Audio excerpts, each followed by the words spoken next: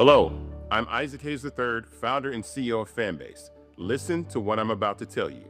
The window to invest in Fanbase is closing. We've raised over $10.6 million of our $17 million goal. That means there's room for less than 6,370 people to invest in Fanbase for the average amount. The minimum to invest in Fanbase right now is $399. That makes you an owner in Fanbase today. Go to startengine.com/fanbase to invest. Why? Because current social apps have taken advantage of users for far too long, with content suppression, shadow banning, harmful racist content, and no real tools for monetization and equity. Fanbase has over 1.4 million users and counting, allowing anyone to reach all their following and monetize their content from day one. Social media is the new TV, and whoever owns the apps that distribute that content have the opportunity to own potential billion-dollar companies. While big platforms with uncertain futures are failing to serve their users, Fanbase is stepping up to fill the gap. Don't wait until it's too late. Invest now, invest for yourself and your future. Go to startengine.com/fanbase and own the next generation of social media.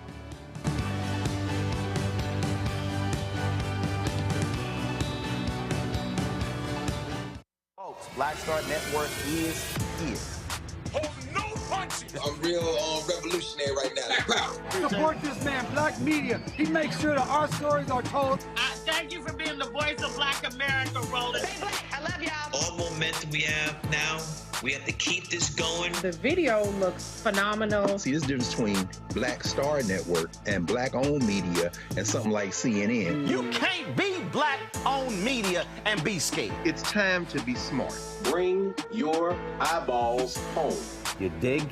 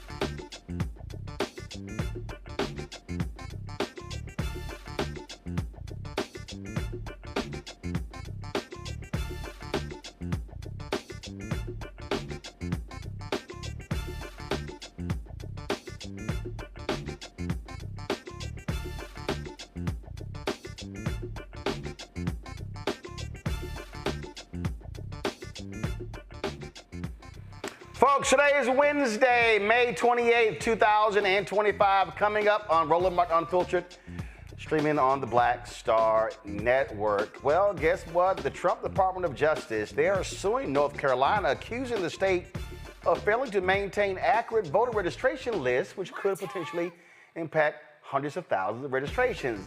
All they're doing is picking up on the failed lie that was pushed by the Republican Supreme Court nominee who lost to the Democrat. Inside the Sean Diddy Combs trial, emotional testimony today detailing more allegations of violent acts. Legal analyst Candace Kelly will break it all down for us, including the denial of a mistrial. Plus, Trump's big, beautiful bill may not be so pretty. Elon Musk is criticizing it. Republicans are getting nailed in town halls all across the country. Ooh, they a little bit upset. They big mad, y'all, big mad. And some sad news, Chicago Mike Sumler, a member of the legendary music group Kool and the Gang, has died in a car crash. That and more right here. Roland Martin Unfiltered on the Black Star Network. It's time to bring the funk. Let's go. He's got it. Whatever the miss, he's on it. Whatever it is, he's got the scoop, the fact, the find. And when it breaks, he's right on time and it's rolling. Best believe he's knowing. Putting it down from sports to news to politics. With entertainment just for kicks, he's rolling. It's on go, roll, roll, y'all.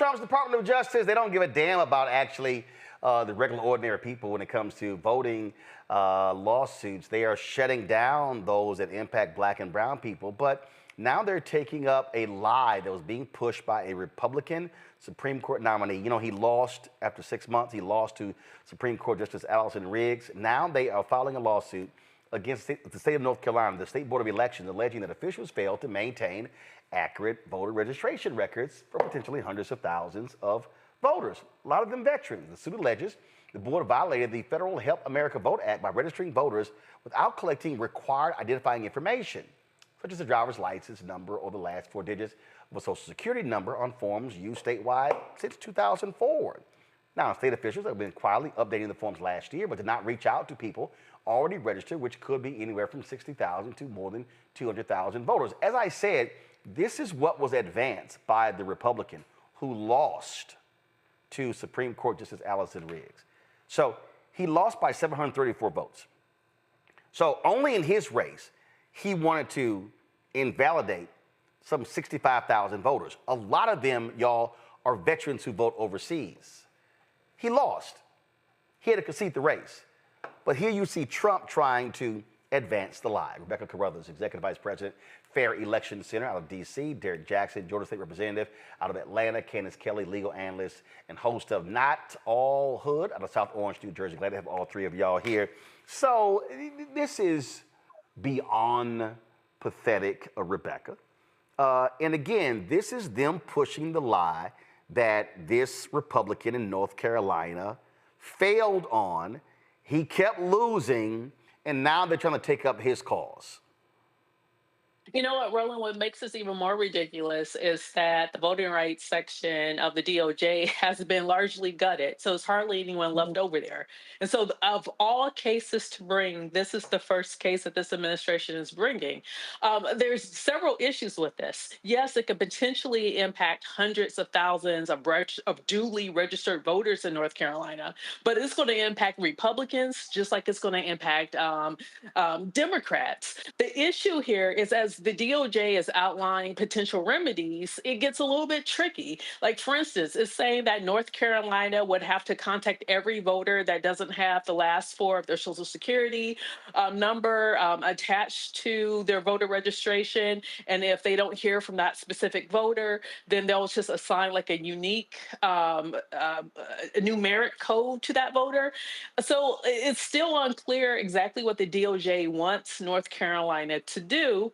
And then it's also unclear if HAVA, which is what this lawsuit is being brought under, Help America Vote Act, it's unclear if this is actually a remedy that you can do under HAVA. So it doesn't make sense, out of all things to go after with voting rights, that this is what the Department of Justice decides is the most important in this country right now. Yeah, I mean, it's very clear, and Derek, what they're trying to do is they are trying to pick up the mantle of the failure of this Republican, and they want to target, they want to shave off voters. Look, you're in Georgia. Y'all have had to deal with Raffensperger and Kemp wiping folks off the rolls. I mean, they want to shrink the electorate because they say it makes it easier for them to win. Yeah, Roland, you're exactly right. I mean, especially when you think about Georgia, North Carolina, Florida, these 11 Southern Confederate states, since the Supreme Court back in July of 2013 removed Section 5, that pre-clearance requirement, these 11 states went to work. Georgia kicked things off with Senate Bill 202, a 98-page document that makes it harder for Black and brown people to vote, especially women, especially military, especially seniors, especially college students. They went specifically at these groups, Roland, because they lost in 2020. And then this is the same party that continued to proliferate a lie of 2020. And so it just, as Rebecca stated, it is ridiculous on its face for them to say the system is broke when they lose, but it's okay when they win. You can't have it both ways. And so let's do the right thing. Let's pass the John Lewis Voting Rights Act. something that's going to make it fair for everyone, but you won't see them do that because that's not what they want. As it was already stated, the Department of Justice is not about doing the right work to make sure all citizens vote, Roland. This is another way for them to flood the zone, to distract us, because there's no there. And here in Georgia, our challenge right now, next month, they're talking about removing about 500,000 Georgians off the voting poll. It makes no sense. And so these are the kind of things we got to fight against, and make sure we stand up and speak out against as they continue to try to disenfranchise the voters. It's real clear, and they don't give a damn about regular, ordinary people. Candace, they don't care about black people. They don't care about their votes being screwed over, shutting down voting locations. This is about white conservatives. This is about them winning more races. This is what this is all about, pure and simple. Right. And of all the things that they should be focusing in on in 2025, this is what they're going after, just like Rebecca said. I think the other thing is the effect of this, like Rebecca said too, it's going to be something that's quite the opposite of what they had intended, kind of like DEI. Yeah, it affected mostly white women. Now we're looking at this, it's going to be affect the Republican base also. And then we're talking about due process rights here, right? If you have somebody that is not given a fair opportunity and is duly informed about what is wrong with their voting record in the process that they didn't even know about, you have to give some time. The Civil Rights Division is talking about 30 days to try to correct some of this in some way, shape, or form. But you can't go through a process, especially when it comes to voting rights, and we know how important that is, and just rip these types of rights away before you give a person the opportunity to correct it. They didn't even know that that was a problem. In other words, it wasn't even the fault of the voters. So there are a whole lot of issues that need to be addressed here. But certainly this is something that's not just going to affect Black Democrats. It's going to affect everybody. And I think that is something that the Republicans are being very blind to. Oh, absolutely. And it's abundantly clear. So people just need to understand, just like we talked about with these cases of black folks, motorists being shot and killed by cops, we are not going to get anything from these idiots in Trump's Department of Justice. That the crazy woman over the Civil Rights Division, that fool, that black MAGA fool, Leo Terrell, they don't give a damn about the voting rights of black people. So I'm just letting y'all know it ain't gonna happen. So just understand, prepare yourself, that ain't gonna happen. All right, gotta go to a break. We come back. More on the show. We're gonna talk the Diddy trial. Also, I'm gonna show y'all how Donald Trump and the Republicans want to play black people. And guess what? Some of it's effective. Donald Trump has pardoned. He's pardoned big-time Chicago gang leader Larry Hoover. But he ain't getting out of prison. I'm going to break it all down for you. You're watching Roland Martin Unfiltered right here on the Black Star Network. This week on A Balanced Life, we are talking about the many women and female role models that play an integral role in our lives, from helping to boost our self-esteem to checking us when we get out of line. These women deserve their flowers for helping us to become who we are today. The women in my lives who have just impacted me so much have challenged me. They're women who made me want to live right and love right. That's all next on A Balanced Life here on Black Star Network. Now streaming on the Black Star Network. In France, me and Tony, and accidentally went to the Louvre, right? I had never been, and I saw a side door. And we got off the little bus. I said, come on, Tony, let's go to the Louvre. I mean, I'm just like, let's go to the Louvre, right? We're here. This black girl is at the door with this white guy, black African girl. And she says, oh my gosh, Vanessa Bell Calloway. And I'm like this, you know me? And come to find out we were at the wrong door. But she said, I'm gonna let you just go in here. But I was in Paris, France. Mm-hmm. And that shocked me. She knew my name, she knew me. She knew my movie. Mm-hmm. You know, so it's like, you just gotta, they say, build and they will come. Put it out there, people will find it, they will come.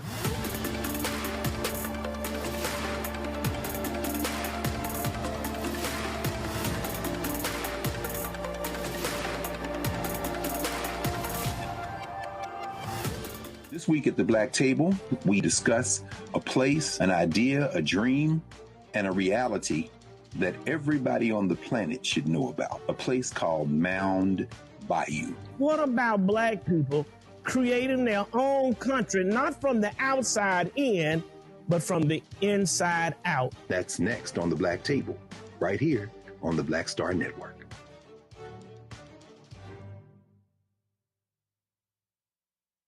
This week on The Other Side of Change. We're talking sinners, we're talking the Met Gala, we are talking about Black and Asian solidarity just in time for AAPI Heritage Month, and we're talking with our brilliant friend Malavika Cannon. Nothing about these alliances is necessarily natural, except for the fact that we all are people who are trying to stay safe. Tune in only on The Other Side of Change on the Black Star Network. Hey, what's up, y'all? I'm Devon Franklin. It is always a pleasure to be in the house. You are watching Roland Martin Unfiltered. Stay right here.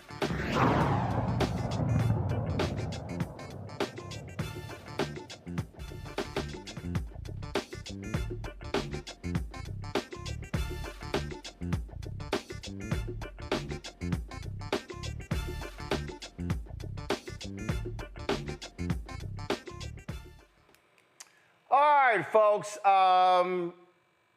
There's an idiot sitting in the Oval Office. It ain't even close. An absolute idiot. So today, y'all, I saw this and I just thought it was just too hilarious.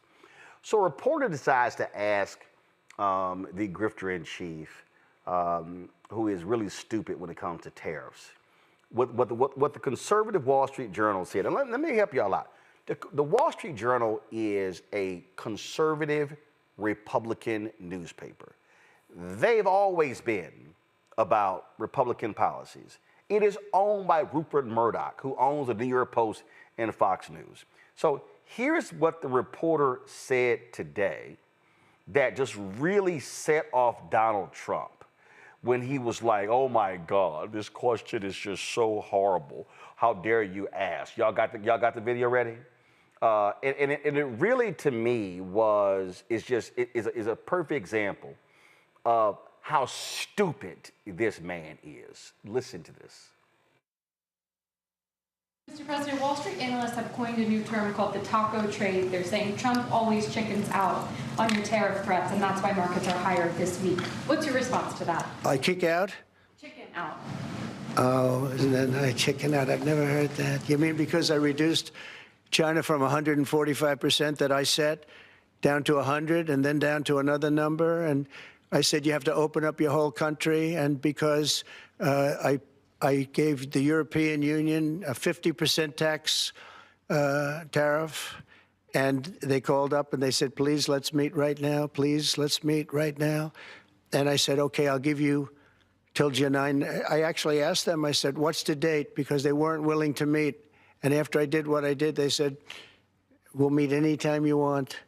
And we have an end date of July 9th.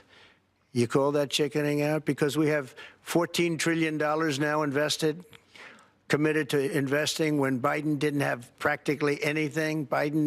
This country was dying. You know, we have the hottest country anywhere in the world. I went to Saudi Arabia. The king told me, he said, we have the hottest country in the world right now. 6 months ago, this country was stone cold dead. We had a dead country. We had a country people didn't think it was going to survive, and you ask a nasty question like that. It's called negotiation. You set a number. And if you go down, if I set a number at a ridiculous high number and I go down a little bit, they want me to hold that number, 145% tariff. Even I said, man, that really got up. You know how it got? Because of fentanyl and many other things, and you added it up. I said, where are we now? We're at 145%. I said, whoa, that's high. That's high. They were doing no business whatsoever, and they were having a lot of problems. We were very nice to China. I don't know if they're going to be nice to us, but we were very nice to China. And in many ways, I think we really helped China tremendously because, they were having great difficulty because we were basically going cold turkey with China. We were doing no business because of the tariff, because it was so high. But I knew that. But don't ever say what you said. That's a nasty question. Go ahead. To me, that's the nastiest question. A nasty man talking about what is a nasty question. You know, it really is hilarious to me when you listen to that idiot, and that's really what he is, a complete idiot. Oh my God, that question is so nasty. I dare you ask me that question. I don't like how you asked me that question because you're now calling me out because I look like an idiot. Because the question is just so, it's the nastiest question I've gotten in the past 5 minutes. Because what he really prefers is, he really prefers for people to constantly kiss his ass. And so he stands before the cameras and says, oh my God, our economy was dead. Our economy was so dead. The economy was going all over the place. Really, that's interesting.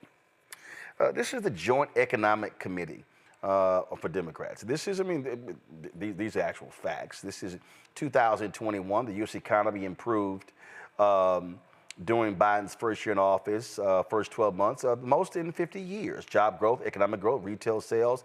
Oh, the economy grew at the fastest rate in nearly 40 years. GDP up 5.7%. Look at these numbers. Look at that right there. Let's see here. 5.7% on the far right. That's the most since 1984. That's kind of interesting. And this is from the Bureau of Economic Analysis. This is what is crazy. This is also what's amazing. Derek, I'm going to start with you because he's a liar. He's a liar. MAGA, they're pretty stupid. They believe the lies. Anything that fool says that they fall for. And this is exactly what happens. And the fact of the matter is, the economy improved greatly. The United States economy grew faster than any other industrialized nation post-COVID. So it's a lie. Donald Trump is a liar. He's lying when he says, oh my God, the country was dead. We were almost dead. We were dead. It's a lie. He's straight lying. And this is where, if you're a reporter, you should say, well, I'm sorry, you're incorrect because the economy grew at the fastest rate of any other industrialized country. See, they won't do that. So what they do is, and the same thing happens when you see the people go on. I said the other day when Speaker Mike Johnson goes on with Jake Tapper and he asked him about that crypto dinner. Well, I don't know. I was really busy last week, with the House bill. I didn't hear about any of this. Really? You didn't hear about any of this? And then it will allow them to go on and lie. No, you got to shut the lies down. You know, Roland, again, this is the liar in chief. Right? I mean, someone has a tally thus far, I think documented like 31,000 lies since this dude been in office the first time, 31,000. But here's the bottom line to the essence of your point. Facts and data be damned. They don't care about facts and data. They know 6 months ago the headlines of our economy. Strong, right? Financially solvent. The stock market was a runaway freight train, a bull, if you will. But now the headlines are saying potential recession. The CBO office is saying that this tax cut bill will negatively impact Medicaid, Medicare, and Social Security. It will reduce the solvency of Social Security. The CBO also says that this is going to increase our national debt, another $4.5 trillion. And so when so we can look at the two bookends, what the headlines were 6 months ago and what they are now. It's just amazing that he says some Saudi prince told him that we're hot, as if he shouldn't know what our state of economy, what the health of our economy. Well, first of all, let's be real clear. The Saudi king, let's be real clear here, okay? The Saudi king, Ken, is, I don't believe nothing Trump says. So when Trump says, well, the Saudi king told me, I don't believe that fool. I don't believe that fool at all, because he gonna lie about that. Again, liars will lie. All this man does is lie. That's what he does over and over and over again, Candace. And so when he said, again, everything he said that was a lie. So I don't believe the Saudi king. You got the hottest, The Saudi king will say whatever to make that dumbass feel good. And listen, even if he had video of it rolling, we'd have to double check and make sure it wasn't AI. You know, we have to double check everything. We don't know these days. Trump acts in a way that anything anybody says secretly or behind closed doors on private phone calls, they all are loving Trump. They're all in Trump's favor. I think that one of the things that's so interesting, as you said, with the Wall Street Journal being a conservative operation, which it has always been, right? Rupert Murdoch's of the world. Here was a paper calling him Taco, right? Trump always changes chickens out. So you got this thing going on where the press is supposed to be his friend. He could not have won any election, as with anybody, but especially not Trump. Was not going to win an election without the media being his friends. So number one, he is losing that groundswell of support. And even if he's not, that's what it looks like. Second, you called him Taco. And what do you think about when you think about tacos? Mexicans. I mean, this was just way out of the league. And I think the 8th grader in him, which is what we often see, and how he negotiates, was just did not like the name calling. Besides anything else, besides him flipping on the tariffs, besides him not getting, the media support, Trump liked to be the leader of the bullies in the 8th grade.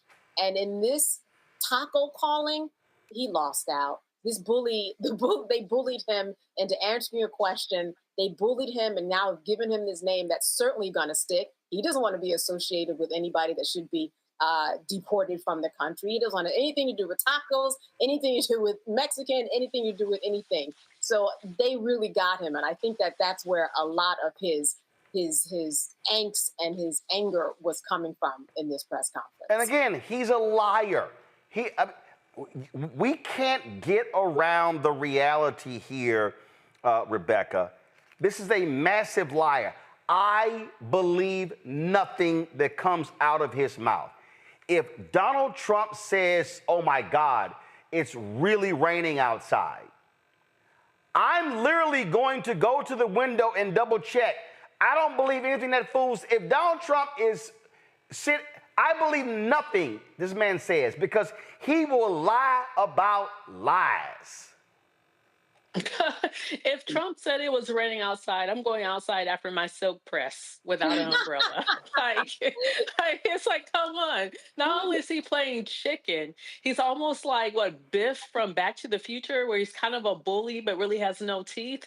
And so what we're watching is like the tariff hokey pokey. He's saying, okay, I'm going to put 25% on you, Canada. Oh, but I'm going to roll it back to 10% because now you're saying you're going to do reciprocal tariffs. Oh, China, I'm going to go up to 75%. And China's like, okay, I'll raise you 125%. So for someone who's talked about all the winning that he does, and he's a winner, and all he does is win, so far I haven't seen any of it. Instead, what we've seen is that the American economy is taking a hit. We're seeing that there's fluctuations on the stock market that shouldn't really be there. And to your point at the top of this segment is, there are real concerns that we're going to have a recession, but it's not going to be a recession from the classical sense of just the economy going through its different cycles, but it's going to be a Trump-induced recession. And I'm just sitting here watching these idiot MAGA people, and there's no other phrase. I have to call. I remember I was on CNN and I was on Anderson Cooper, John Avlon, Derek, and they were like, he was like, Roland, it's not really smart to call the American people stupid. No, I'm like, well, you're stupid, you're stupid. Okay? And you know who's stupid? North Carolina people who voted for Trump. You know who's stupid? Missouri people who voted for Trump. You know who's stupid? Arkansas people who voted for Donald Trump. Because you know what he's done? He said, North Carolina, you ain't getting hurricane relief. Missouri, oh, you had some destructive tornadoes. Yeah, you ain't getting relief. Arkansas, Sarah Huckabee Sanders, who was his chief liar in the White House the first time, begging him. He's like, no, y'all ain't getting relief. These dumbasses voted for him, and then he goes, oh, I'm sorry, when the hurricane tornado hits y'all, go to hell, kick rocks. I'm giving you nothing. And these idiots still like, yeah, he's my guy, that's my guy. Listen, you got to add Georgia to that mix too, Roland.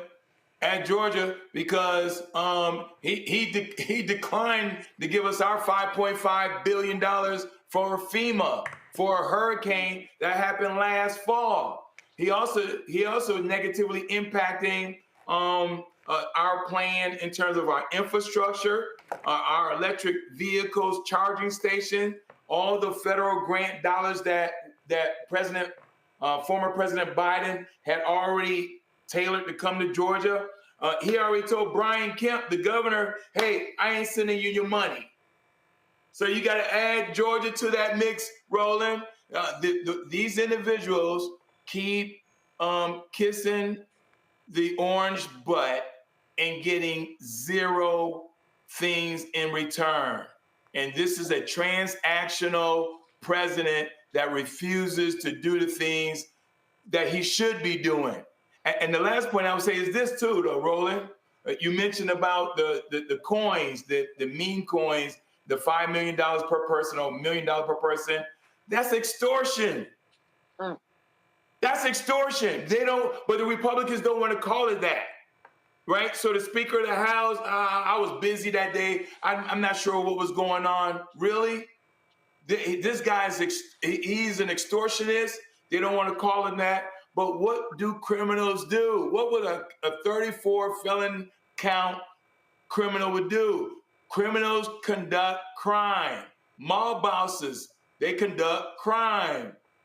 And that's what he's doing. He is robbing the American people right before our eyes. This is the greatest heist I ever seen that even Hollywood couldn't even dream up such a movie as this. And Rebecca, this is actually how Fox News responds. Let's see. I think we have a leak.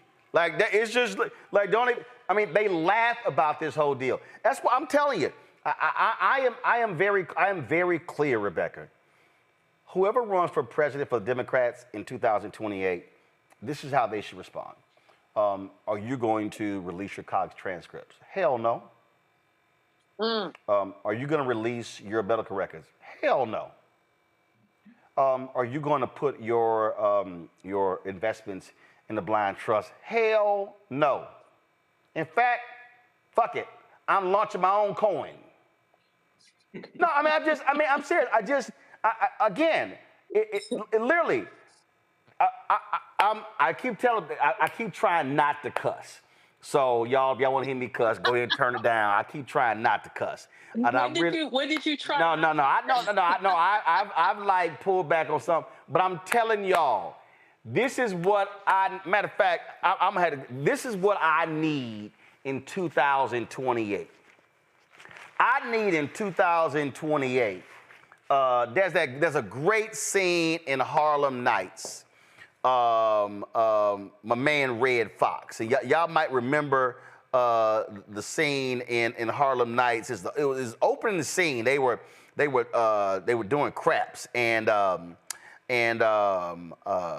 they were complaining about my man's eyesight.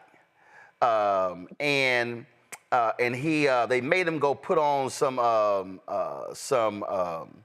the glasses. And then he came back, and man, they were sitting here razzing my man, talking about my man, dissing just giving him hell. And finally, Red Fox just got tired of them sitting here messing with him. He just got tired. And the character was Benny. Y'all remember Benny? And again, they were just sitting here and just dogging my man. And he was like, you know what? I'm really getting tired of y'all sitting here dogging me by my glasses. And I never forget, he gave the best response to his haters. And this should be the response of any DM running in 2028 when people start asking them to do some stuff they never asked Donald Trump. Go to my iPad, Anthony.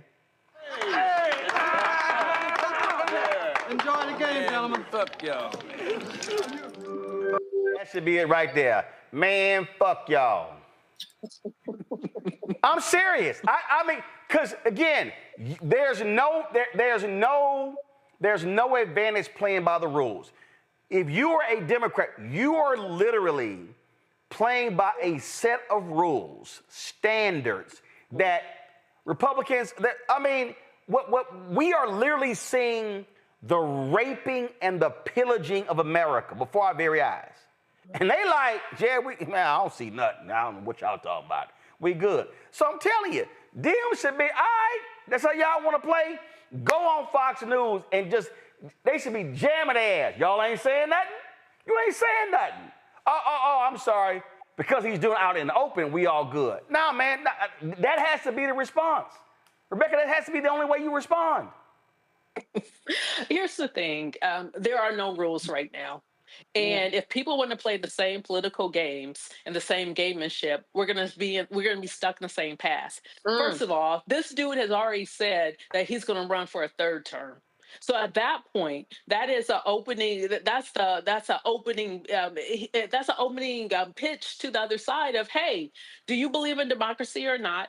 Do you believe the American people get to decide who's going to be the next president or not?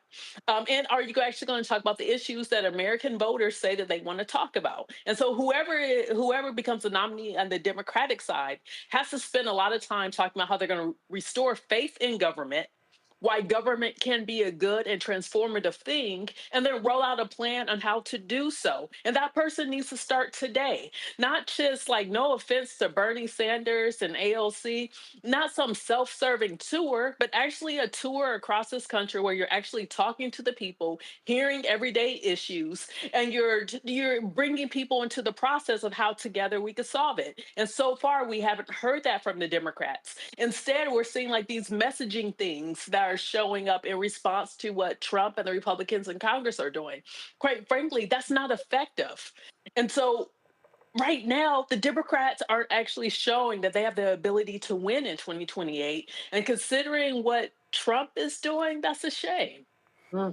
That's why, Candace, I'm telling you, as far as I'm concerned, if I do any show and they bring up that bullshit ass book by Jake Tapper and Alex Thompson, I'm gonna do the classic black move that Chris Tucker perfected in Friday. Going on with that.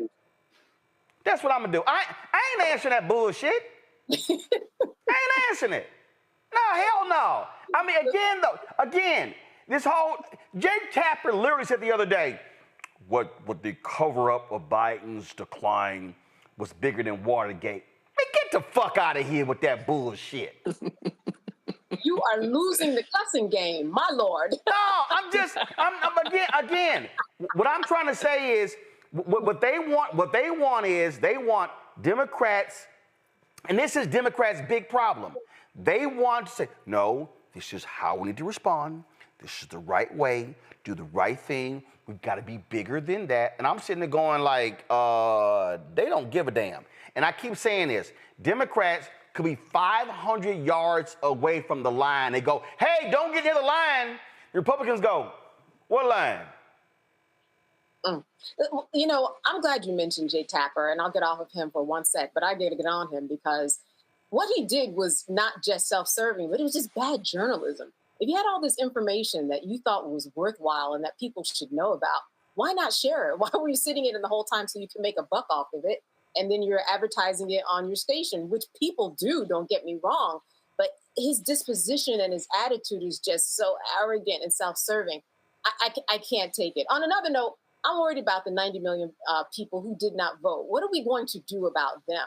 Sure, we're in a position now where we can follow precedent and do what Donald Trump did, but it's only going to cause, like Rebecca said, more chaos. We have got to get off of this idea that, hey, you're going to do this, well, I'm going to do this too, because when it comes time for another election to happen, things are going to look way different, especially if he runs again. Everybody's going to be throwing their hat in, and it's just not going to serve us, meaning that what Trump is doing is not going to serve us in the same way. So we have a lot of work to do, but there's certainly a lot of doors that are open for us to do the work. Those folks who didn't even get up off their seats, those are the folks that we need to be going after to say, hey, you see what happens when you don't get off your behinds? Let's go out here and let's make a difference. Go vote. Well, I just want, again, if I am engaged in something, Derek, Rebecca, and Candace, if I'm in the middle of something, and if I'm sitting here abiding by a set of rules, and y'all not, I'm like, oh, that's what we doing? Okay, bet. That's how we rolling? All right, let's go. That's how I'm going to respond, Derek. And I'm telling you right now, I think in this moment, I just believe that just like, people were criticizing Glenn Ivey the other day because Glenn Ivey went to El Salvador and he was there trying to talk to Abrego Garcia. And again, the right loves to sit here and play these games. All right, like you said, the NRCC, they posted a tweet. Democrat Glenn Ivey proudly declared, "I'm the congressman that represents an alleged MS-13 gang member, domestic abuser, illegal immigrant. Democrats will choose foreign criminals over American families every single time." And you know what? If I'm Glenn Ivey, first of all. If I'm Glenn Ivey, and let me go ahead and play this clip because this is him in El Salvador. So let me play this, and I got something to say to them punk-ass Republicans on the other side. Play it. I'm the congressman that represents Tomar. I came all the way down from the United States after we contacted their ambassador, after we'd made formal requests to our ambassador to the El Salvadoran government.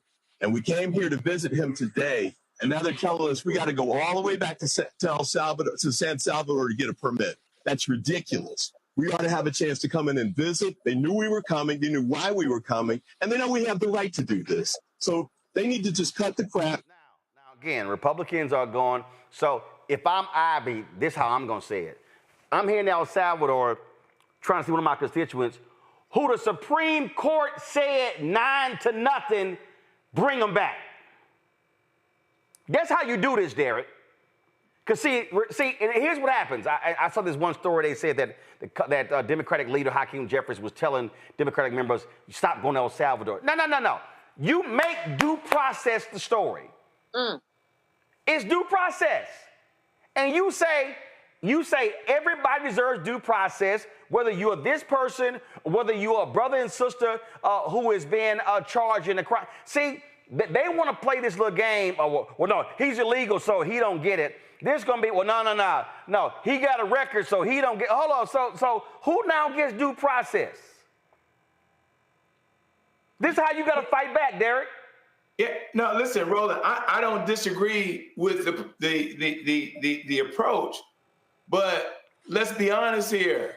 There are two sets of rules. We've mentioned it on your show many times over. We played the what if this was Barack Obama game? And we all know if this was Barack Obama, he would have been tortured on day one.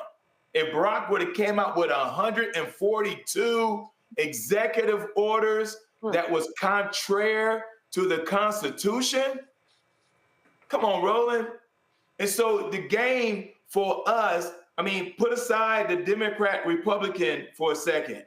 There's the other dimension to this too. It's if you and I did something in society, the expectations are different for us as a black man.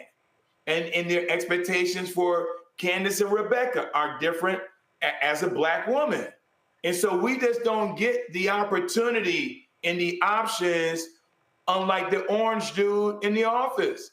Think about this for a second. His net worth, and this is according to Forbes, which is a Republican journalist magazine, what have you. They said his net worth in 110 days has more than doubled, Roland. If that would have been Michelle Obama and Barack Obama, the media, Jake Tapper and everybody else, MSNBC, everybody would have been like, oh, that's wrong. That's unpresidential. And this and that and the other. And so I'm not disagreeing that when you fight a bully, you punch him in the mouth. You punch a bully in the mouth. But when the dust settles, there are two sets of rules, and how we navigate those rules, even to due process, is different. I know we're going to talk about it later on your show about Diddy. Everybody's saying, well, hey, if you just released the Christie personalities that were in jail because they embezzled $35 million, and he just let them out because somebody gave him $1 million. Come on, Roland. Again, I'm just like, I don't have time to play games with these people. This is where you got to go hard, Rebecca. You can't play by a set of rules that no longer exist. And as I say, if you're going to swing, swing. Yeah, I mean, no one on this panel could even be the orange man. You know why? Derek, Candace, and I refuse to be mediocre. What we're seeing is someone's mediocre who's constantly failed up, and we see a party around him that are complicit. Like what Derek was saying, if this was Barack Obama, if this was Michelle Obama, if this was Barack Obama, not only, so what the Democrats actually would have done, they would have tried to remove him. They probably would have tried to seek out the 25th Amendment to remove him and declare him incompetent, unfit for the office. I don't even think Congress would have had to actually do an impeachment and a removal process. But here's the other tricky thing about Trump. And to Derek's point about Trump's alleged fortune has doubled since he started his second term. The thing about Trump is Trump has never actually made anything. He was never really a businessman. He licensed his image and his likeness and put it on buildings, right? That's not really someone who actually generates and inserts things into the economy. I wouldn't be surprised when this is all said and done if future Trump generations are bankrupt, because I'm not buying it. Like there's like, when you think about all of the foreign governments and all of the foreign actors that have their hands in his pocket, they're allegedly moving money into his coffers, it comes with a price. And mediocre Trump, I don't think it's going to be able to deliver what's going to be asked of him. Like, I know right now we're watching this person who has the bully pulpit of the presidency. He is the president. I still don't think this is going to end well for him. Like when you play with mobsters and you pretend to be a mobster, if you're not able to follow through, you're going to get that mobster. You're going to get that mobster death. They don't, Candace, they don't care as long as they rape and pillage the company. I don't know if y'all saw this story in the Wall Street Journal. And again, if you want to understand the raping and pillaging that goes on, let me pull this up and understand how absolutely positively corrupt these people are, and they don't give a damn. And again, and they do so much corrupt shit, Candace, that they do so much. Like they do so much corrupt stuff. It's not even every day. It's not even every 12 hours. It's not even every 6 hours. It's like literally on the hour, constant corrupt shit that they don't care. Here's a perfect example. The Wall Street Journal does this exclusive story. Again, the right-wing Wall Street Journal. Elon Musk tried to block Sam Altman's big AI deal in the Middle East. Musk warned that Trump wouldn't bless OpenAI data center project unless his XAI company was added. So basically, Elon's like, yo, I control that pimp. I'm his pimp. So let me just put, Elon Musk is saying, I am Donald Trump's pimp.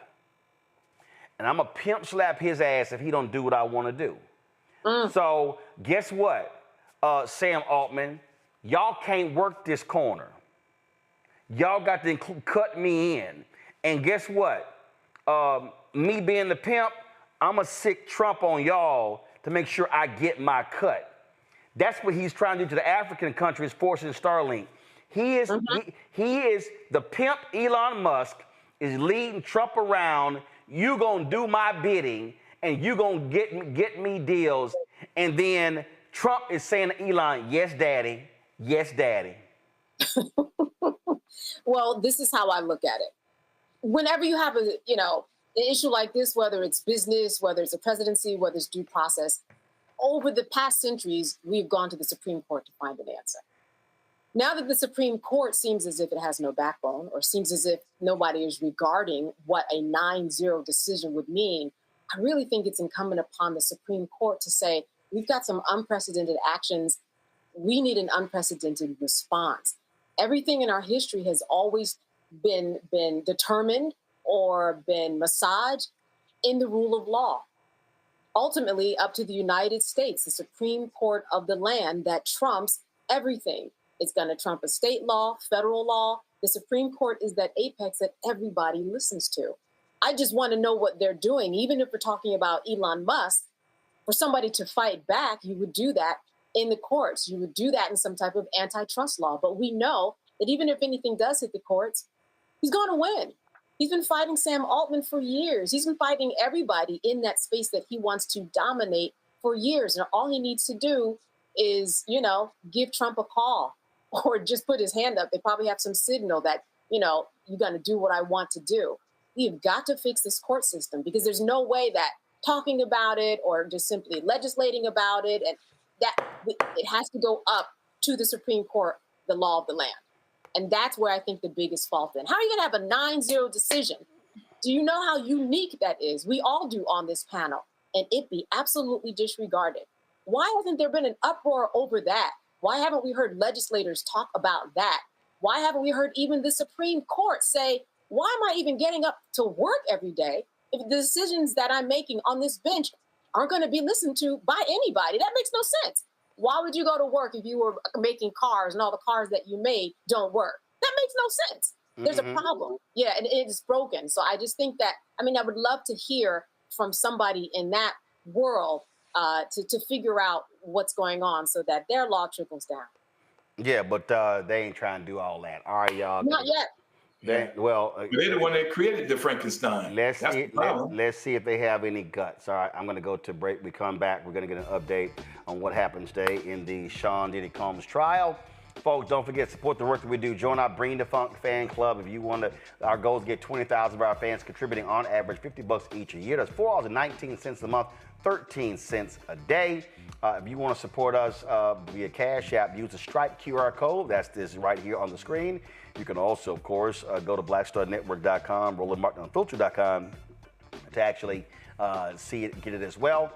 Check your money orders, make it payable to Roland Martin Unfiltered. Send it to P.O. Box 57196, Washington, D.C. 2003 7-0196. PayPal's R Martin Unfiltered, Venmo RM Unfiltered, Zelle, Roland at RolandSMartin.com, Roland at RolandMartinUnfiltered.com. We'll be right back. On the next Get Wealthy with me, Deborah Owens, have you ever had $1 million idea and wondered how to bring it to life? Well, it's all about turning problems into opportunities. On our next Get Wealthy, you'll learn of a woman who identified the overload bag syndrome, and now she's taking that money to the bank through global sales in major department stores. And I was just struggling with 2 or 3 bags on the train. And I looked around on the train and I said, you know what? There are a lot of women that are carrying two or 3 bags. That's right here on Get Wealthy, only on Black Star Network. Now that Roland Martin is willing to give me the blueprint, hey, Cyrus, I need to go to Tyler Perry and get another blueprint because I need some green money. The only way I can do what I'm doing, I need to make some money. So you'll see me working with Roland. Matter of fact, it's the Roland Martin and Cheryl Underwood show. Well, should it be the Cheryl Underwood show and the Roland Martin show? Well, whatever show it's going to be good.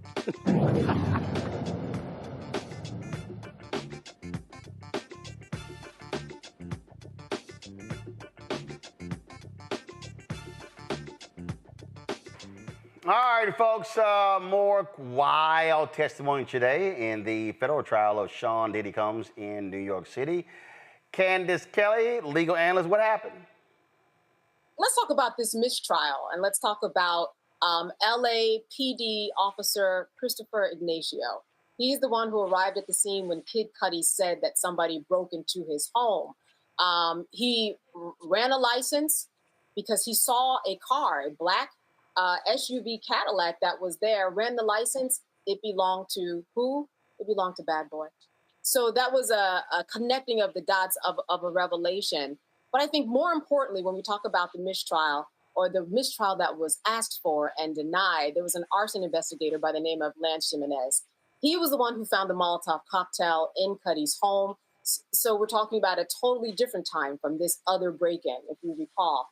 And he said that he felt that this was a personal target. He said that the personal Molotov cocktail actually didn't ignite the way that it was supposed to because it was a very expensive high-end cloth that was used in that bottle of gasoline.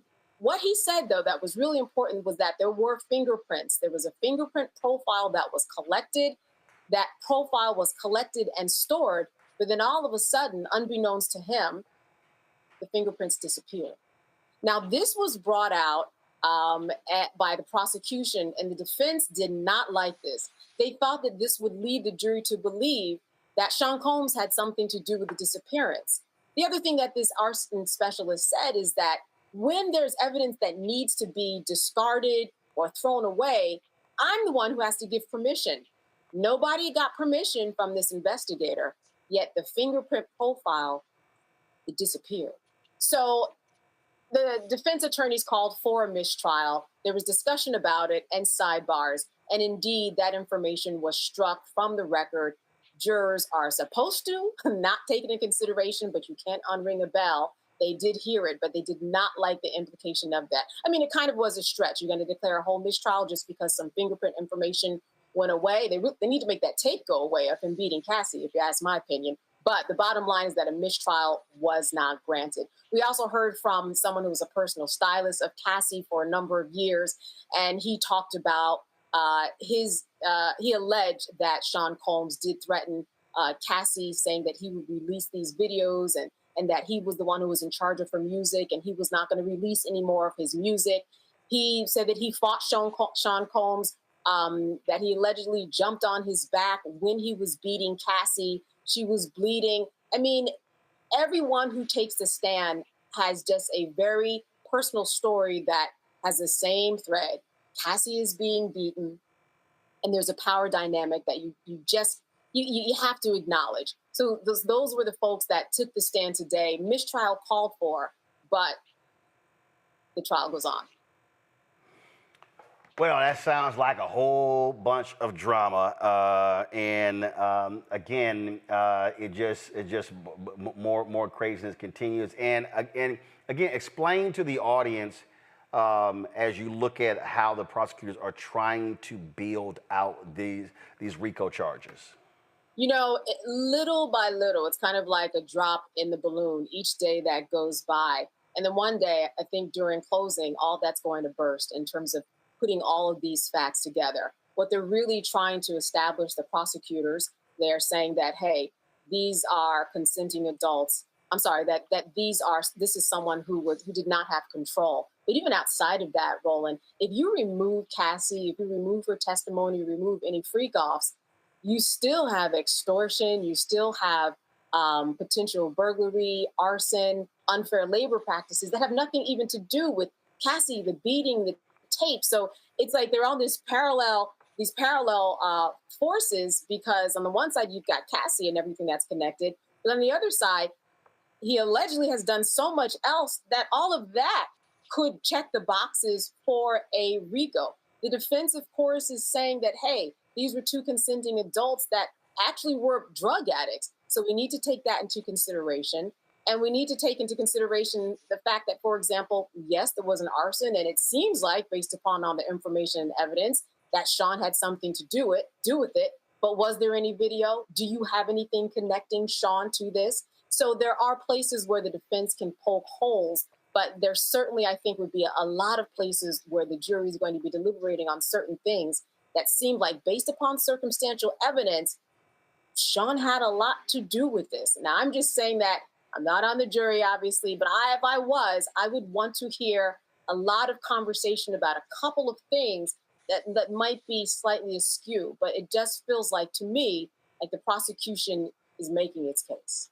All right, then. Candace, we appreciate it. Thanks a bunch. All right, quick break. We come back. Trump issues another pardon. This time, a major gang dealer out of Chicago. Also, issues a pardon to rapper NBA Young Boy. What is he doing? We'll explain. We'll be right back on the Black Star Network.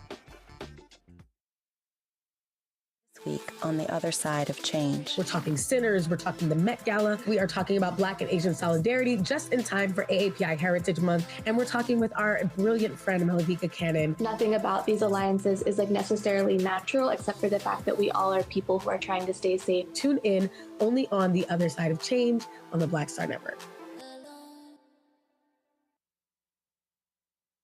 Hey, this is Motown recording artist Kim. You are watching Roland Martin Unfiltered. That boy, he always unfiltered though. I ain't never known him to be filtered. Is there another way to experience Roland Martin than to be unfiltered? Of course he's unfiltered. Would you expect anything less? Watch what happens next.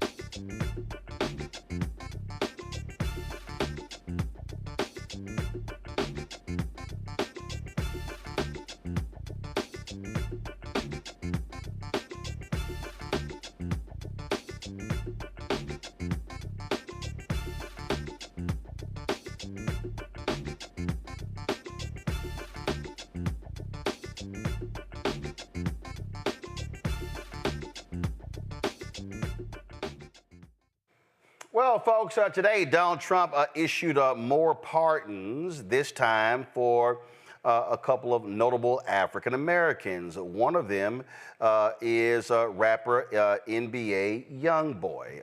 He also issued his own statement, and he dropped this here. I want to thank President Trump for granting me a pardon and giving me the opportunity to keep building as a man, as a father, and as an artist. This moment means a lot. It opens the door to a future I've worked hard for. I'm fully prepared to step into this. Big thanks to the pardon czar, Miss Alice Marie Johnson, for fighting for second chances for so many people, and to my lawyer, and to Brittany K. Barnett for being in my corner. And all your hard work to make this possible. And thank you to everyone who believed in me. I'm grateful, I'm focused, I'm ready. Ken Trail. Now, again, this is related to his previous convictions as a result. And he also, of course, is in the middle of going on tour. He faced a variety of legal issues, including gun possession charges. That was one of the things that the Baton Rouge rapper was facing.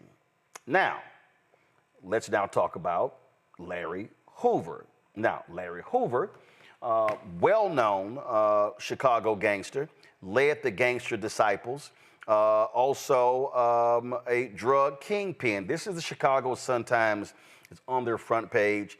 President Trump commutes drug kingpin Larry Hoover's federal prison sentence. Hoover and David Barksdale created the Gangster Disciples in the late 1960s, ruling as King Larry and King David until Barksdale was killed in 1974. Now, the White House didn't explain why he was granted the commutation. He said, but the story says, but Hoover attorney Justin Moore said Trump commuted Hoover's sentence to time served. He still faces essentially life in prison on a state murder conviction. And then Justin Moore says, we did what so many said was impossible. We got Larry Hoover out of federal prison. Now, as the story notes, Hoover still has a state court murder sentence to serve, and Illinois prison officials have previously said he'd likely serve it in the federal system. And then it says right here, the news comes 8 months after U.S. District Judge John Blakey heard a mercy bid from Hoover. The judge challenged Hoover's attorneys during that hearing, asking how many murders is he responsible for. Hoover's lawyers ultimately responded by asking the judge to disqualify himself from the case. Blakely hasn't ruled in the months since. So the story says Hoover was convicted of murder after a trial in December 1973, and a judge sentenced him to 150 to 200 years in state prison. It said that didn't stop Hoover from running the gang, though. Hoover was charged in federal court with 40 crimes, including engaging in a continuing criminal enterprise. He was found guilty on May 9th, 1997. The late U.S. District Judge Harry Lineweber handed down Hoover's life sentence in 1998, telling him he had misused a gift from God.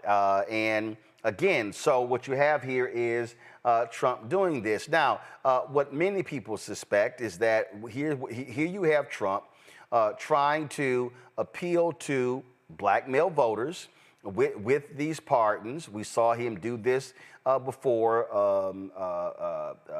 other rappers as well.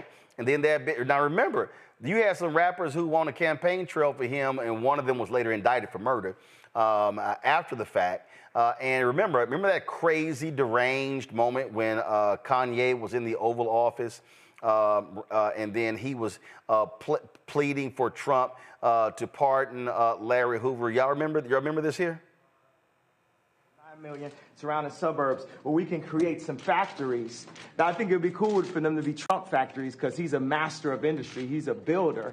And I think it would be cool to have Yeezy ideation centers, which would be a mix of education that empowers people and gives them modern information. Like sometimes people say, this kid has ADD, this kid has ADD. He don't have ADD, school is boring. It was boring, it's not as exciting as this. We have to make it more exciting, we have to mix curriculums. You play basketball while you're doing math. You learn about music while you meditate in the morning. We have to instate mental health and art programs back into the city. So those are, and also Larry Hoover is an example of a man that was turning his life around. And as soon as he tried to turn his life around, they hit him with 6 life sentences. So I believe you say don't tear down the statues. Larry Hoover is a living statue. He's a beacon for us that needs to see his family, that needs to go out and represent. When you have a block leader on every single block, they can own the block as their own. That's something I learned from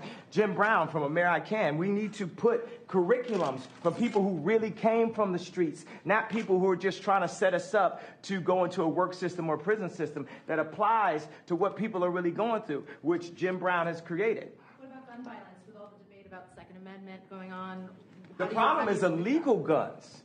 Illegal guns is the problem, not legal guns. We have 7 So that was Kanye and all of his ranting. Now, Chris Toller, we've seen Chris Toller on our show many times, and with the Black Voter Project, and he posted a series of tweets. And I think he's also on the money. So this was a tweet right here. The neighborhood publicist said he's going after a certain demo hard, and I fear it may work really well. Chris goes, this is my worry too, and not so much that he will win over a ton of new voters from this, but it will make it more difficult to convince certain people it's worth their time and energy to go out and vote against him or his party in the future. Now, that was one of the tweets that Chris had posted. And then this is what he also said. He said, this is exactly how the far right plays right into the misinfo machine, something that was very effective creating apathy among black men in 2024. Unless JB, that's the governor of Illinois, commutes his state sentence, Hoover isn't set free, but the media narrative is all about Trump's move to free a black man. Here's the reality here, and I'll start with you, Candace. Let's just understand politics.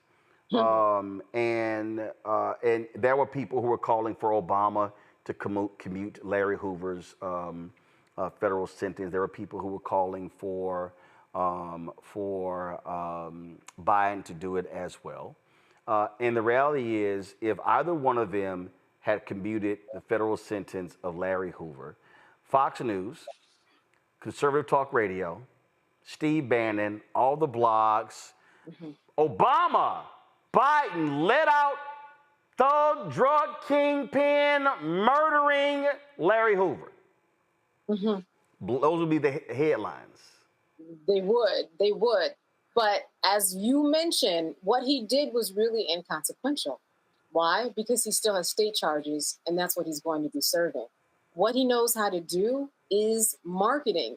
And, I was sitting in this spillover room in court the other day, so that's where the public is. You don't go into the main room, but you can see the Sean Combs case. So there were about 40 people who were there from the public. A lot of them, by the way, were tourists. They made this as a stop for them. After they saw the Statue of Liberty, they would come there to the Sean Combs trial. But the people who I spoke to, a lot of Black men who are probably the demographic that he's speaking to, they didn't even believe the Cassie tape. They just believed, let Sean Combs go. Let all the rappers go. Let all the Black men go. I mean, that was their mentality. So for him to make a move like this, it translates into a lot, but it also translates into nothing because he's still behind bars. Now, the fact that he was pardoned as opposed to commuted, that's a big deal. When you're pardoned, everything's a clean slate. When you're commuted, your sentence is decreased.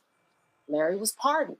That speaks volumes. Well, again, the story. So the problem, the White House hasn't talked about it. So, they say that he commuted his life sentence. That's what the Chicago Sun-Times story. But the White House hasn't talked about anything, so they haven't explained. And they did it before, where they don't explain commutation or pardon. Oh, okay, all right. So So according to Justin Moore, his attorney said Trump commuted Hoover's sentence to time served. He still faces essentially life in prison on a state murder conviction. Go ahead. Okay, yeah. And all of that ends up with the same result. He's still behind bars, and that makes everybody happy. It's the most exquisite plan that he gets credit to release somebody or commute their sentence, but Larry's going nowhere. It's just marketing, and I think that he is going to get a lot. Listen, this is the man he's going to be in some more rap videos. Well, I wouldn't put it past Trump to be in some rap videos.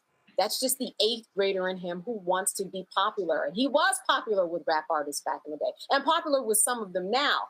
But he's making sure that, again, I just see an 8th grade guy when I think about how he functions and wants to interact with people. And he's trying to work on being that popular guy, and he gained some points here. Is this also, Rebecca, about appealing to the people who don't pay attention to the news and, oh my God, Trump pardoned Larry Hoover, and we know his name has been in numerous records. Rick Ross has shouted him out, and so many others. Your thoughts on this? Big Meech, Larry Hoover, one nation under God getting money. Yeah, look, I think for a lot of people, Larry Hoover is more of a pop icon. I think of some of the people who were connected in Chicago with who he is, who he was, who he has been. I think some of those people aren't as active on social media right now. But to your point, this is a pop icon. His name is his folklore, stories about him is a narration that's in a lot of hip hop. What I find fascinating about this latest set of commutations / pardons, but we really don't know what it is. The White House hasn't really told us which one it is the fact that NBA Young Boy got more out of Trump than Tim Scott. If I was Tim Scott, I would feel really bad. I did all that shucking and jiving over the last few years, and I got nothing. But NBA Young Boy got something from Trump. The other point I want to make is Black men aren't dumb, and I think Black men are tired of performative politics, whether or not it's Democrats pandering to Black men or it's Republicans pandering to Black men. I think to the greater point, and this is something that Candace mentioned earlier about the 90 million voters who just don't show up. I think that 90 million is going to be more impressed by this than folks who are expected to turn out to vote in 2026 and 2028. But what I find interesting in the pivot towards Black men is with that crypto party that happened last week, one of the people that was there was Lamar Odom. Now, I mean, I'm not exactly going to count Lamar Odom's pockets. I don't think he has $1 million or $5 million to invest in crypto. But, I've heard some reports that he was paid to be there. He got an appearance fee because there still is that perception of Donald Trump wants black men to see black men around him. That's the part that I find a little bit more interesting than Larry Hoover. Derek? I definitely agree with Rebecca and Candace. The 2 points I would add is this. We're at a point of no return. There was a time how we view in our society from a democratic standpoint about how the pardoning and the commuting should be done. It was a process, a very rigorous process. But now, since day one, when he let go 1,500 individuals, it was his way of thumbing the nose at a justice system that was coming after him fast and furious. I mean, this man was threatening to see himself dying in prison. He thought he was going to end up like Bernie Madoff, right? Dying in prison. And so he threw everything but the kitchen sink to run and to become president. And so now that he is in that seat, Roland, we're at a point of no return. He's saying, you know what? I'm so transactional. The hell with the rule of law. The hell with justice. I don't care what the perception may be. And so the reason why I think we're at a point of no return, because the future president's going to have to deal with this. You're going to have to deal with a public to say, hey, the other guy had a disregard of due process. The other guy didn't have a problem with accountability. The other guy devalued punishment. The other guy dealt with cynicism. The other guy had to do. And so now what happens when the Oval Office become transactional for both parties? Okay, so I want to unpack that. And I need people to listen to me very clearly. I need people to listen to me very clearly.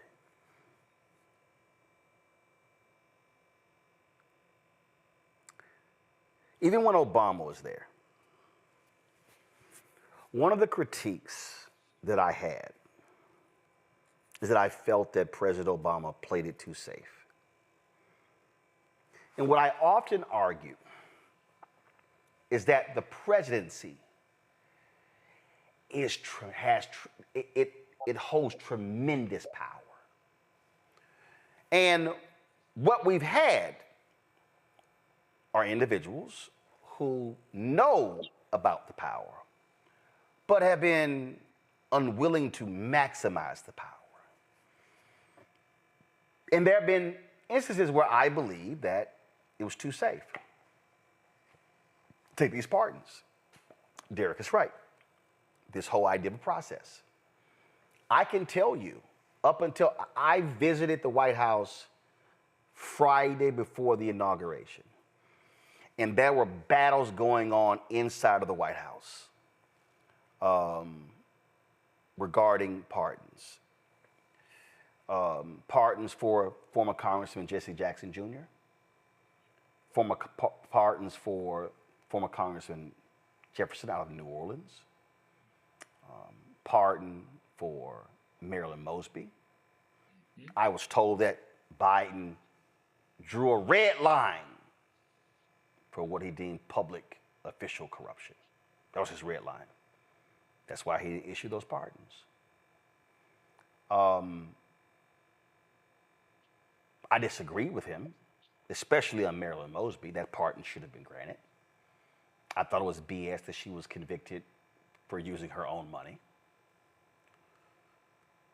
But I believe the problem, and I said this earlier, and I wasn't joking when I said that Democrats play too nice. It's like what's artificial. 2010, I was fed up watching how Obama was responding to Republicans and even some Democrats. This is what I wrote for CNN.com. Anthony, go to my iPad.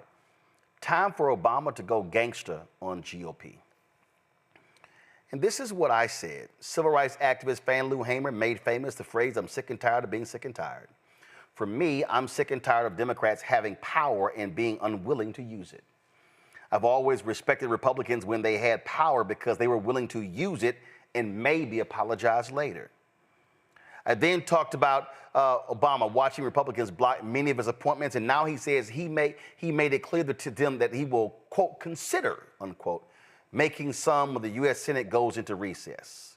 Quote, one senator, as you are all aware, had put a hold on every single nominee that we had put forward due to a dispute over a couple of earmarks in his state. In our meeting, I asked the congressional leadership to put a stop to these holes in which nominees for critical jobs are denied a vote for months. Surely we can set aside partisanship and do what's traditionally been done to confirm these nominations. If the Senate does not act, and I made this very clear, if the Senate does not act to confirm these nominees, I will consider making several recess appointments during the upcoming recess because we can't afford to allow politics to stand in the way of a well-functioning government.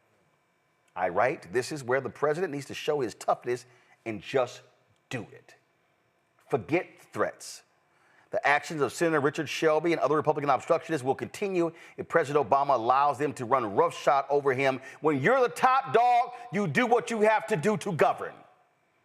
Allowing Republican senators to continue to deny your appointments is nonsense. If all of them choose to support a filibuster, then you take it to the American people and show the obstructionists for what they are. You get your grassroots movement fired up to stand up and do something. The political right used its base to go after Democrats who blocked appointments to the federal bench and other positions. Why not be just as aggressive?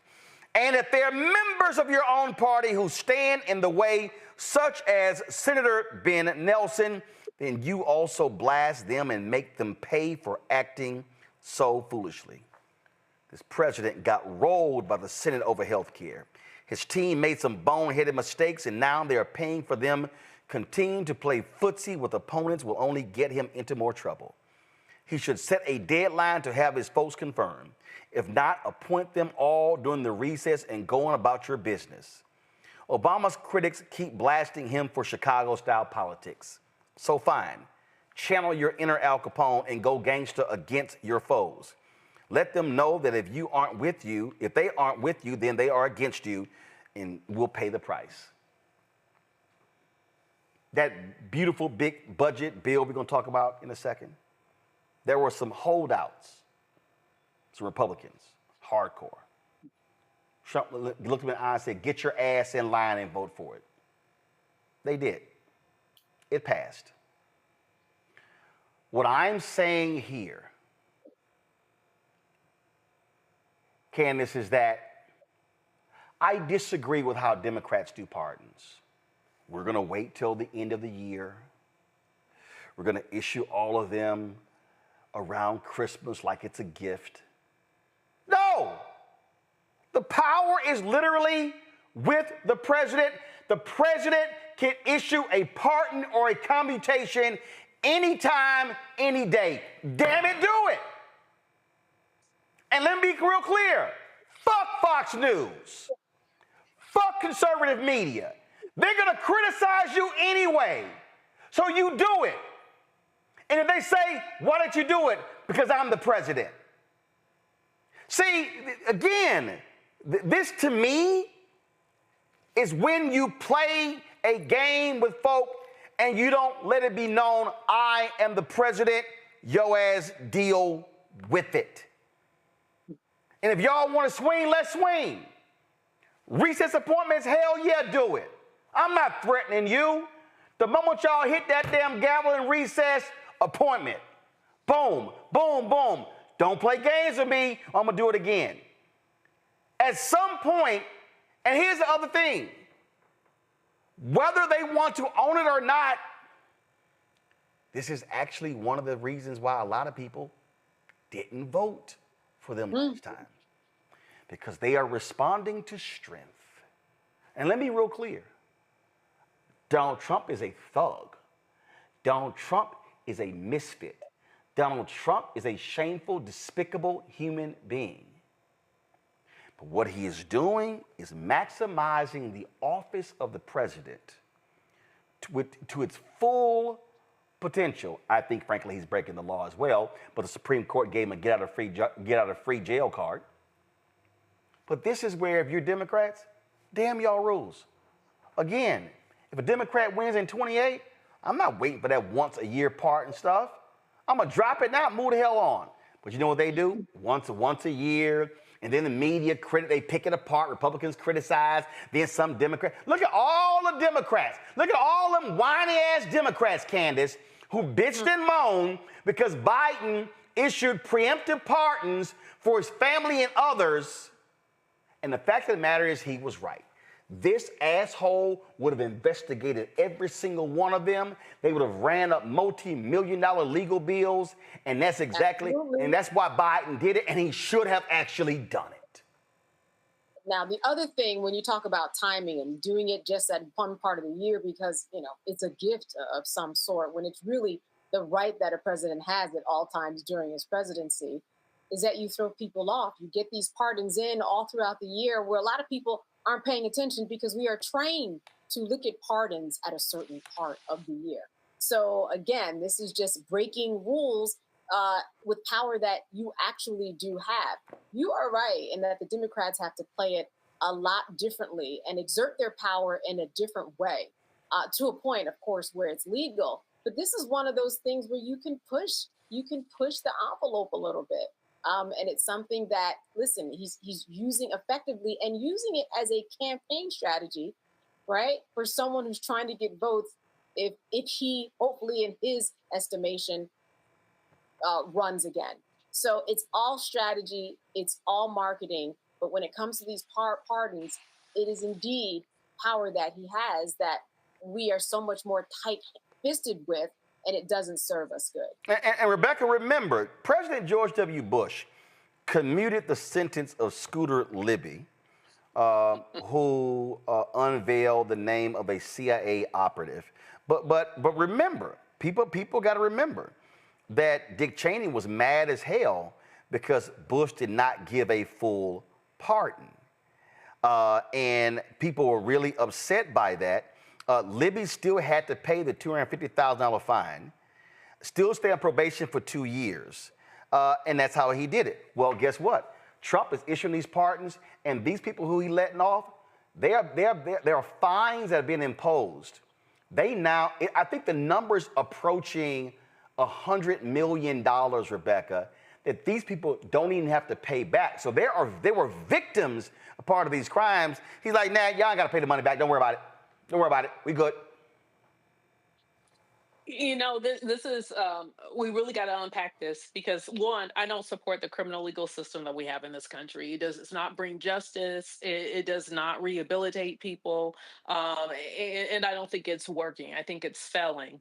But when we're talking about pardons, I would say having an arbitrary pardons is also a problem as well. There should be a clear standard of, hey, this is what you do in order to get a pardon.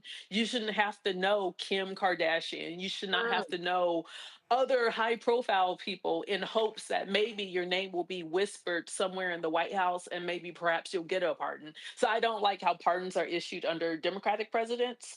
I typically don't like how they're used under Republican presidents either. But what Trump is showing, so for the next future presidents who actually want to do good in this country, the thing that Trump is showing is how you maximize the presidency. Like, it's power. It's not absolute power, but in this world, it's very close to it. There's a lot of transformative change, a lot of positive things that can happen through that White House. And so the next person who gets in that White House, if you actually believe in the power of this country, the power of the people in this country, then use it for good. Don't be feckless. Don't be so caught up into the histrionics of what the opposition party is going to say. Do your thing because the Supreme Court has already said that you can do so. So we actually need someone in the White House who has that power, who will wield that power, but will wield it in a just way. And bottom line is, if they gonna criticize you anyway, well, damn it, just roll with it. Listen, I understand need for a process, but here's a reality. in that, and again, I accept this for what it is. I'm not saying it's great. I'm not saying it's perfect. I'm not saying all of that. But the fact of the matter is this here, is that when it just says right here, Article 2, Section 2, Clause 1, that the president shall be the commander-in-chief of the Army and Navy of the United States and of the militia of the several states. When called into the actual service of the United States, he may require the opinion in writing of the principal officer in each of the executive departments upon any subject relating to the duties of their respective offices, and he shall have power to grant reprieves and pardons for offenses against the United States, except in cases of impeachment. That's all it says. That's all it says. It actually, and I totally understand what Derek says, what Rebecca says, what Candace says. It doesn't call for a process. It literally says the power rests in the hands of this one individual. This one individual can decide for whatever reason they want. In fact, this individual doesn't even have to give a reason. They don't have to issue a press release. And what I am saying is, for Democrats, you need to toughen your ass up. And you need to buck up and recognize that when you have the power, you fucking use it. Because you're not always going to have it. I say it to people all the time. Obama's only going to be there 8 years. Period. Not 9, not 10, not 12, 8. And when I was championing for him to appoint a black woman to the Supreme Court, not that feckless ass Merrick Garland, he had 10 months left. And black organizations, black female organizations, were scared to publicly call for him to do it. And I said, what the hell are y'all doing? The hell with invites to the White House. He is gone in January, but that Supreme Court justice could be there for the next 30, 40, 50 years. But a lot of black folks, no, we don't want to pray. And I'm just telling y'all right now, I've told this story beforehand. They had a Black History Month reception in 2016, and it was the seasoned saints and the young folk. And here we were at the White House at the reception, waiting for folks. The reception started late because the meeting had ran over. And I never forget, I ran to Wade Henderson. Wade, did anybody in the meeting raise the point about appointing a black woman to the Supreme Court? No. I ran to Melanie Campbell. I ran to Rashard Robinson. And I was like, how in the hell were all of y'all in that meeting and nobody looked that man across the table and said, Mr. President, we stand here right now and we want you to appoint a black woman as Supreme Court Justice to replace Anthony Scalia? Well, you know, some of us didn't want to say anything because Loretta Lynch, you know, we hear she's on the short list and she was sitting right next to him. I don't give a shit if she was sitting right next to him. Y'all had an opportunity sitting in front of the President of the United States, and here were all of the young bucks and the OGs, and not one black person had the audacity to bring it up. They were silent. And I just shook my head. I said, I cannot believe y'all did that. And the letter that they had written, the black female groups, they slid it across the table to Valerie Jarrett privately. I said, what the hell are y'all doing? You need noise.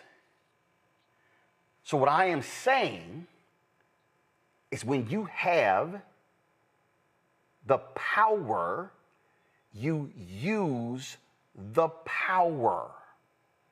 And you use it for good. You don't let off somebody who gave $1 million at a dinner and Donald Trump like, sure, partner her son. But you use it for good. But see, when you try to play it safe, when you, what are going to be the optics? Ooh, what are they going to say? What's the right going to say? What the left is going to say?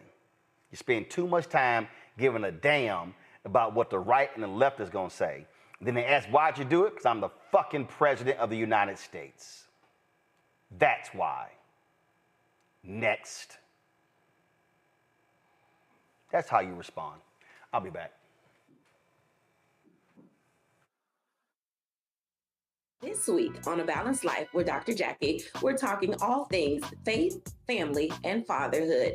Men step in and out of our lives in a variety of ways as fathers, uncles, cousins, and different ways in which we enjoy their company and presence, and in other ways when they get on our nerves. This week on our show, we'll be talking about what it means to be a father, how women can support the men in their lives, as well as how do we heal the wounds that we've had from poor conversation, lack of desire, and all of the other ways that we sometimes as women check out and cause our men to feel emasculated. That's all this week on A Balanced Life with Dr. Jackie.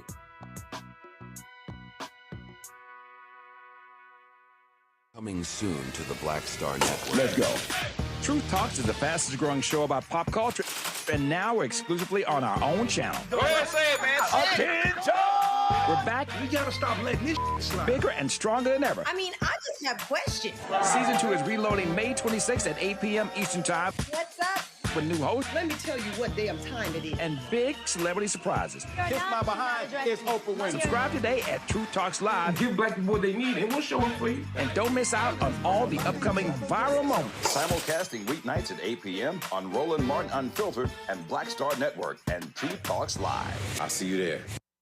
On the next Get Wealthy with me, Deborah Owens, have you ever had $1 million idea and wondered how to bring it to life? Well, it's all about turning problems into opportunities. On our next Get Wealthy, you'll learn of a woman who identified the overload bag syndrome, and now she's taking that money to the bank through global sales in major department stores. And I was just struggling with 2 or 3 bags on the train. And I looked around on the train and I said, you know what? There are a lot of women that are carrying two or 3 bags. That's right here on Get Wealthy, only on Black Star Network. Hatred on the streets, a horrific scene, a white nationalist rally that descended into deadly violence. White people are losing their damn As men, we pro-Trump mob storms the U.S. Capitol. We're about to see the rise of what I call white minority resistance. We have seen white folks in this country who simply cannot tolerate black folks voting. I think what we're seeing is the inevitable result of violent denial. This is part of American history. Every time that people of color have made progress, whether real or symbolic, there has been what Carol Anderson at Emory University calls white rage as a backlash. This is the rise of the Proud Boys and the Boogaloo Boys. America, there's going to be more of this. Here's all the Proud Boys, Dave. This country is getting increasingly racist in its behaviors and its attitudes because of the fear of white people. The fear that they're taking our jobs, they're taking our resources, they're taking our women. This is white fear.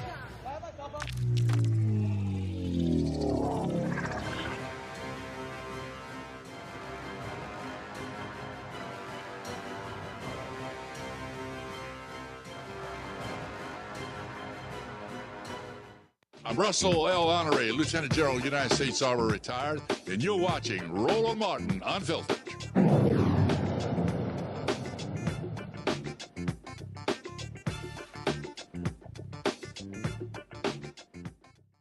Oh, they're calling it the big, beautiful bill. But guess what? People are not happy at all. They are lighting these Republicans up. Watch.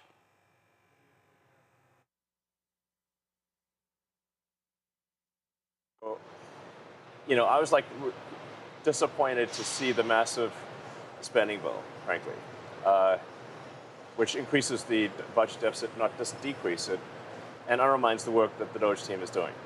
I actually thought that when this big, beautiful bill came along. I mean, like, everything he's done on Doge gets wiped out in the first year. I think a bill can be big or it can be beautiful, but I don't know if it can be both. My personal opinion. It has been hilarious, literally watching these people get roasted in these town halls. I'm going to pull up one in a moment, Rebecca. It was just, they're getting blasted. I saw this one video that I thought was just lovely, man. This one Democrat rep, man, she just destroyed James Comey by asking him to read portions of the bill, and he could not even read portions of the bill. And one thing he was claiming, she was kind of like, no, that ain't what it says. Nope, that's not quite what it says. And the fact of the matter is, he hadn't even read the bill himself. And again, she was just, I was just sitting, I was cracking up laughing. She was ethering his ass. Watch this.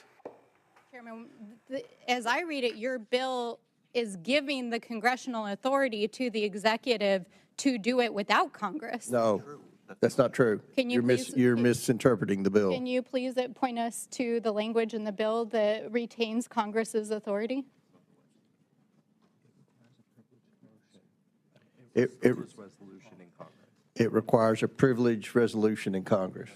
Can you please point us to the page and the line number that requires congressional consent for reorganization of the federal government?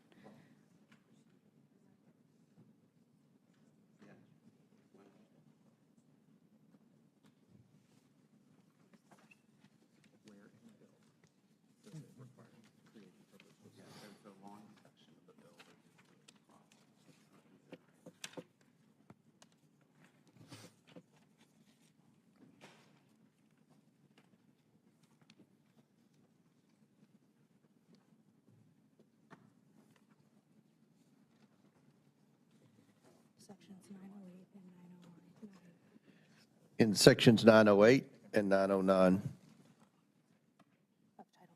of Title V.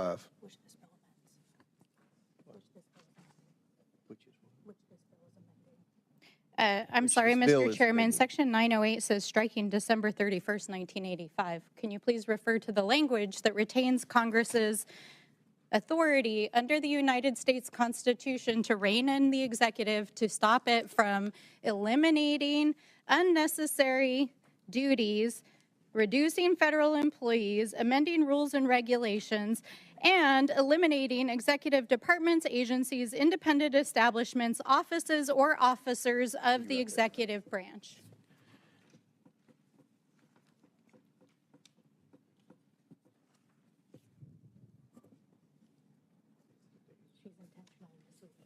You're intentionally misrepresenting the bill. Mr. Chairman, I'm reading the bill, and I'm asking you as the sponsor to point to us where your bill, which you are trying to pass through this committee today, retains the authority of Congress. It changes the date to 2026. Y'all, but it just gets better. A Mike Flood of Nebraska, yo, he straight ass got cooked by his folks at his town hall. Man, give me 1 second. I got to pull this up, y'all, because this was just too damn good. I mean, he had a town hall, and he made the biggest mistake you could ever make if you stand in front of the people and you admit, you know what, my bad, I ain't really read the bill. Watch this. Can you please tell us why you voted to approve a budget bill that includes Section 70302, which effectively prohibits federal courts from enforcing contempt orders? Please let me read my question. I only got 30 seconds. Which would then allow current and future administrations to ignore those contempt orders by removing the enforcement capabilities.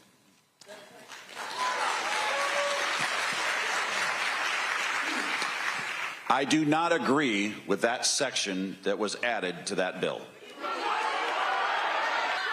This provision was unknown to me when I voted for the bill. Okay, next question. Next. unknown to you, so you voted for a bill that you did not. Why? Really? You didn't admit it? Here's more. The president is destroying our democracy by defying the courts and the Constitution, attacking and silencing free speech in the media, allowing security breaches, erasing history, using tax dollars and presidential power for personal gains, blaming DEI and using it to discriminate, and promoting eugenics and genocide, all while showing signs of cognitive decline. Your votes, actions, and inactions show that you are a fascist politician, so please explain how you are not encouraging fascism, and are you going to invoke articles of impeachment against Trump?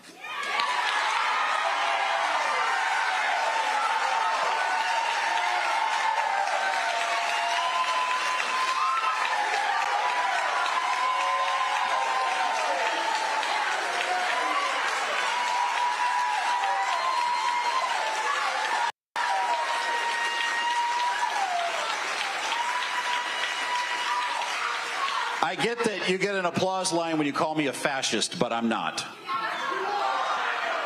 I am not a fascist, but you are somebody who ain't read your own damn bill. This is why they're not trying to have town halls, Derek. They don't want that heat. They don't want that heat. Especially when you go, I didn't read the bill. Right. They can't face the music, Roland. I mean, folks are starting to wake up. See, they all thought when they were voting on November 5th of last year that this dude would just, all his Project 2025 was just going to negatively impact us. And now what they're discovering is that this is going to impact all of us, to include them.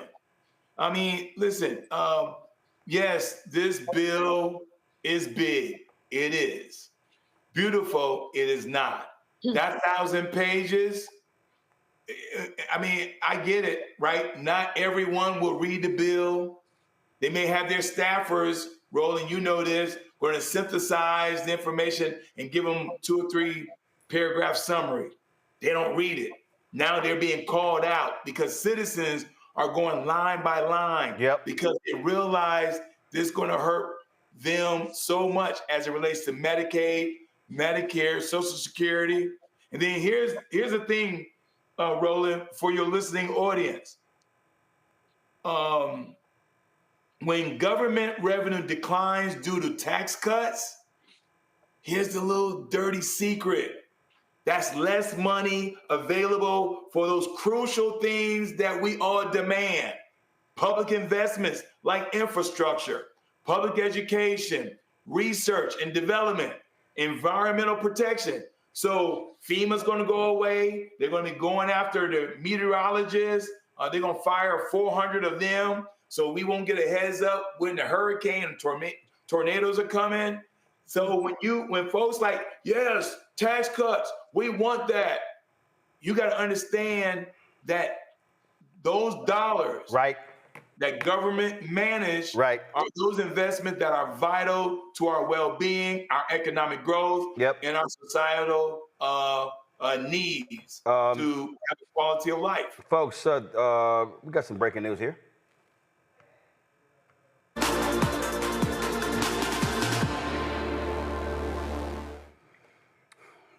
Well, guess what? A federal judge has ruled that Donald Trump broke the law when it came to the 1977 International Emergency Economic Powers Act. And so you remember all those Liberation Day tariffs he announced?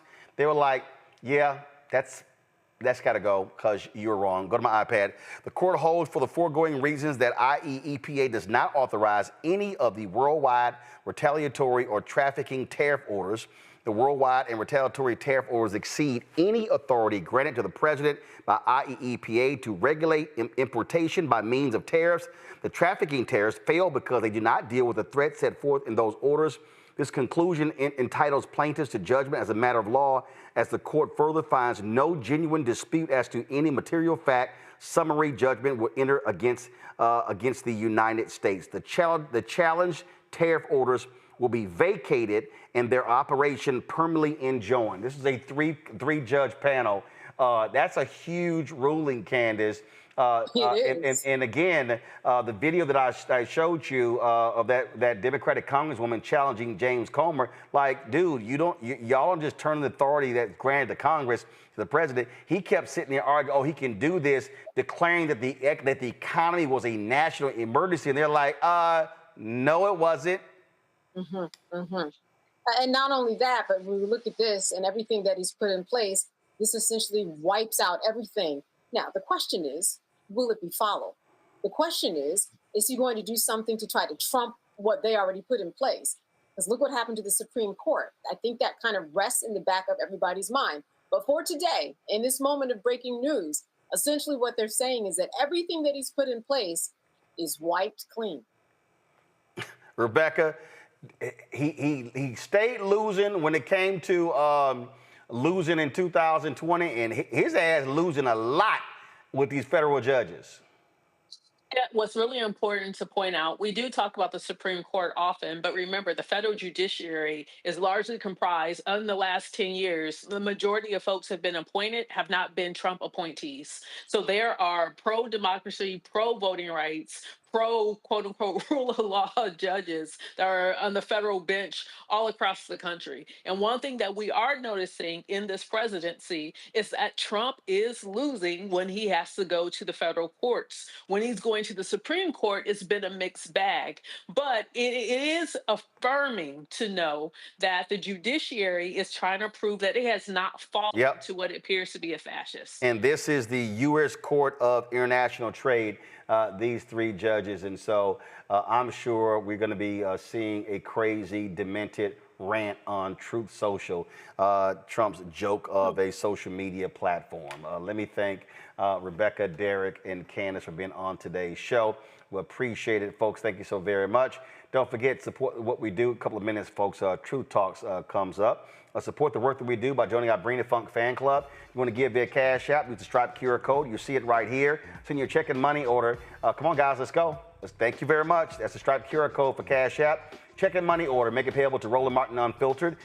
Send it to P.O. Box 57196, Washington, D.C. 2037-0196. PayPal, R. Martin Unfiltered. Venmo, RM Unfiltered. Zelle, Roland@RolandSMartin.com. Roland@RolandMartinUnfiltered.com. Download the Black Star Network app, Apple phone, Android phone, Apple TV, Android TV, Roku, Amazon Fire TV, Xbox One, Samsung Smart TV.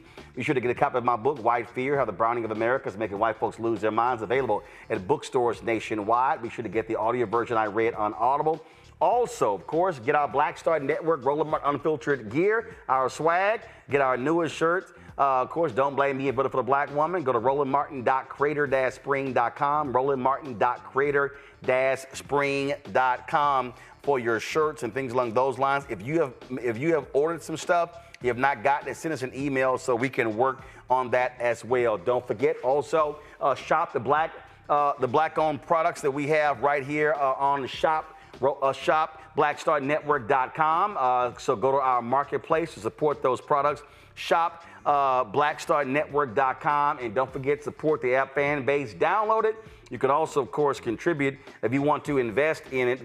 More information at startengine.com/fanbase. Startengine.com/fanbase. And so, all these things, what you can do, of course, also we got some great things going. So if you want to support, again, our shows, you're supporting this show, you're supporting also all the other shows we have right here on the Black Star Network. All right, folks, now it's time for the season 2, episode 3 of the show, Truth Talks. I'll see y'all tomorrow right here. Holla! Black Star Network is here. Oh, no punch! I'm real revolutionary right now. Thank you for being the voice of Black America. All momentum we have now, we have to keep this going. The video looks phenomenal. See, this difference between Black Star Network and black-owned media and something like CNN. You can't be black-owned media and be scared. It's time to be smart. Bring your eyeballs home. You dig?